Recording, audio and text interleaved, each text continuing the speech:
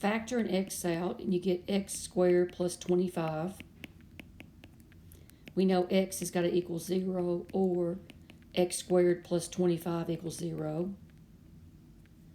And if you can rewrite an equation as something squared equals a number, you can use something called the square root property. You take the square root of both sides, but it's going to give you plus or minus. The square root of x squared is x, and the square root of negative 25 is plus or minus 5i. This is a cubic equation. That highest exponent tells you how many solutions you have, and we found 3 solutions: 0, negative 5i, and positive 5i. Now, at this point, if you don't want to use, take the square root of both sides. That's x squared plus 0x plus 25 equals 0.